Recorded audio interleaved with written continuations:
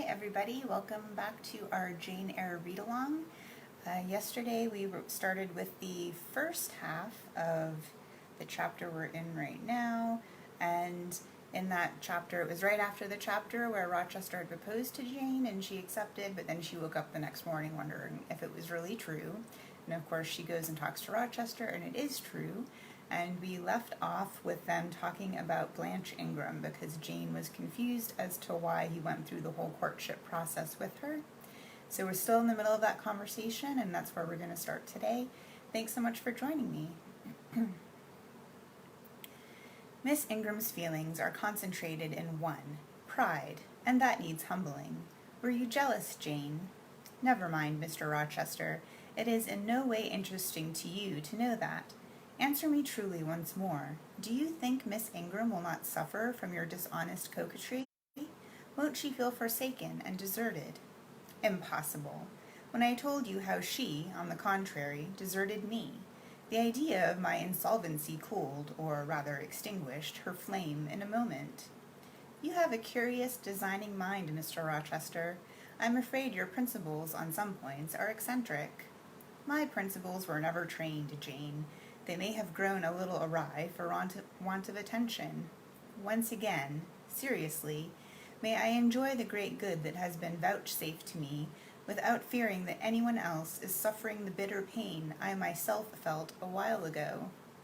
That you may, my good little girl. There is not another being in the world has the same pure love for me as yourself. For that I lay pleasant unction to my soul, Jane, a belief in your affection. I turned my lips to the hand that lay on my shoulder. I loved him very much, more than I could trust myself to say, more than words had the power to express. Ask something more, he said presently. It is my delight to be entreated and to yield. I was again ready with my request. Communicate your intentions to Mrs. Fairfax, sir. She saw me with you last night in the hall, and she was shocked. Give her some explanation before I see her again. It pains me to be misjudged by so good a woman. Go to your room and put on your bonnet, he replied. I mean you to accompany me to Millcote this morning, and while you prepare for the drive, I will enlighten the old lady's understanding. Did she think, Janet, that you had given the world for love and considered it well lost? I believe she thought I had forgotten my station, and yours, sir. Station? Station? Your station is in my heart, and on the necks of those who would insult you, now or hereafter. Go. I was soon dressed, and when I heard Mr. Rochester quit Mrs. Fairfax's parlor, I hurried down to it. The old lady had been reading her morning portion of Scripture, the lesson for the day. Her Bible lay open before her, and her spectacles were upon it. Her occupation, suspended by Mr. Rochester's announcement, seemed now forgotten. Her eyes, fixed on the blank wall opposite, expressed the surprise of a quiet mind stirred by unwonted tidings. Seeing me, she roused herself. She made a sort of effort to smile, and framed a few words of congratulation. But the smile expired, and the sentence was abandoned, unfinished. She put up her spectacles, shut the Bible, and pushed her chair back from the table. I feel so astonished, she began. I hardly know what to say to you, Miss Eyre. I have surely not been dreaming, have I? Sometimes I half fall asleep when I am sitting alone, and fancy things that have never happened.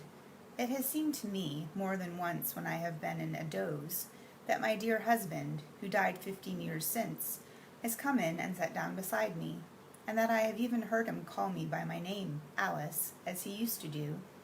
Now, can you tell me whether it is actually true that Mr. Rochester has asked you to marry him?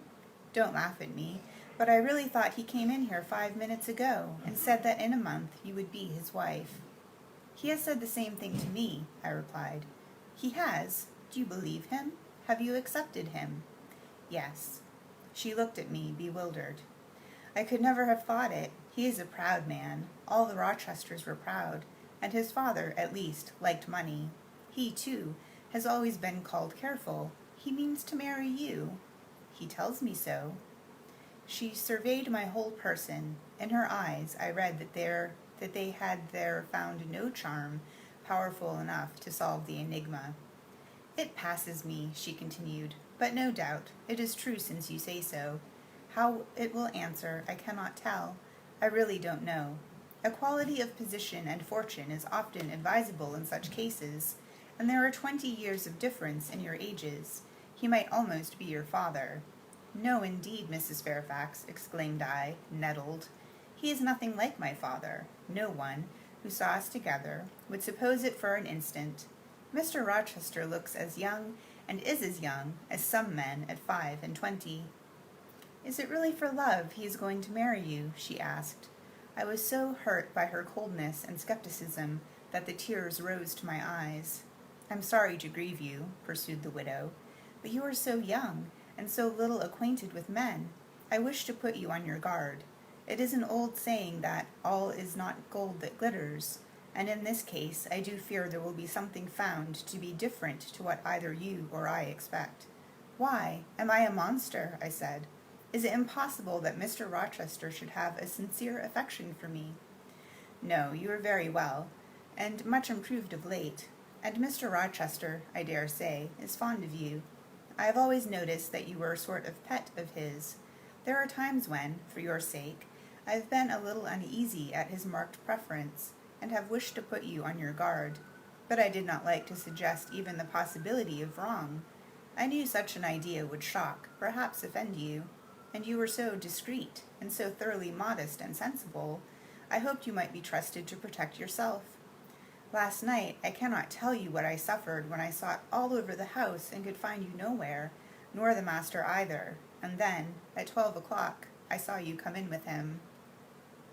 Well, never mind that now, I interrupted impatiently. It is enough that all was right. I hope all will be right in the end, she said. But believe me, you cannot be too careful. Try and keep Mr. Rochester at a distance. Distrust yourself as well as him. Gentlemen in his station are not accustomed to marry the governesses. I was growing truly irritated. Happily, Adele ran in. Let me go to Millcote too, she cried. Mr. Rochester won't, though there is so much room in the new carriage. Beg him to let me go, mademoiselle. That I will, Adele. And I hastened away with her, glad to quit my gloomy monitress. The carriage was ready. They were bringing it round to the front, and my master was pacing the pavement, Pilot following him backwards and forwards. Adele may accompany us, may she not, sir? I told her no, I'll have no brats. I have only you. Do let her go, Mr. Rochester, if you please. It would be better. Not it. She will be a restraint. He was quite peremptory, both in look and voice. The chill of Mrs. Fairfax's warnings and the damp of her doubts were upon me. Something of unsubstantiality and uncertainty had beset my hopes. I half lost the sense of power over him. I was about to mechanically obey, without further remonstrance, but as he helped me into the carriage, he looked at my face. "What is the matter?" he asked. "All the sunshine is gone. Do you really wish the bairn to go? Will it annoy you if she is left behind?" "I would far rather she went, sir." "Then off for your bonnet, and back like a flash of lightning," cried he to Adele. She obeyed him with what speed she might. "After all, a single morning's interruption will not matter much," said he, "when I mean shortly to claim you, your thoughts, conversation, and company, for life." Adele, when lifted in, commenced kissing me, by way of expressing her gratitude for my intercession. She was instantly stowed away into a corner on the other side of him. She then peeped round to where I sat. So stern a neighbor it was too restrictive. To him, in his present fractious mood, she dared whisper no observations, nor ask of him any information.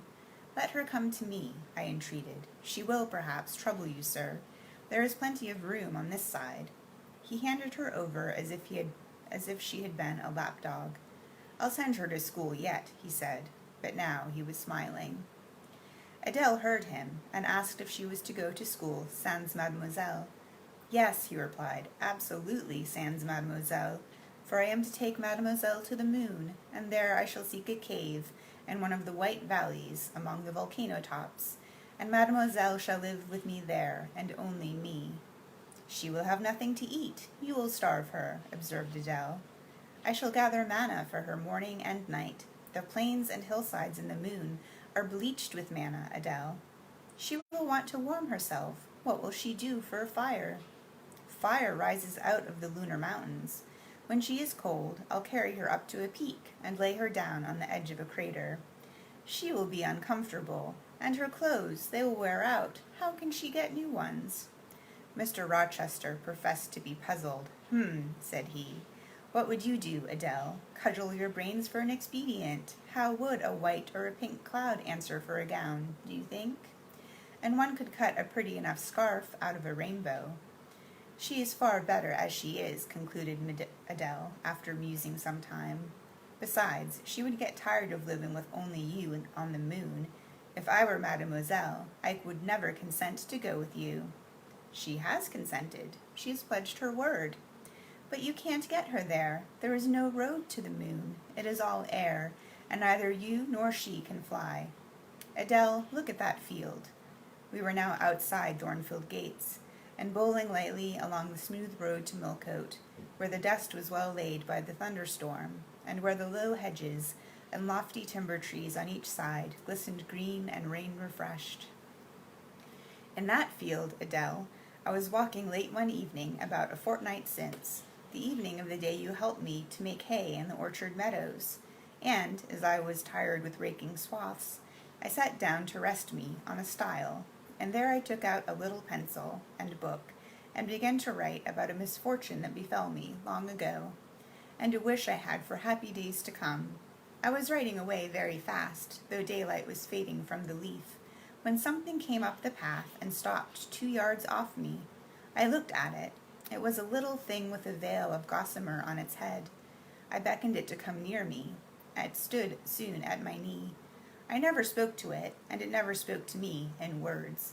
But I read its eyes, and it read mine, and our speechless colloquy was to this effect.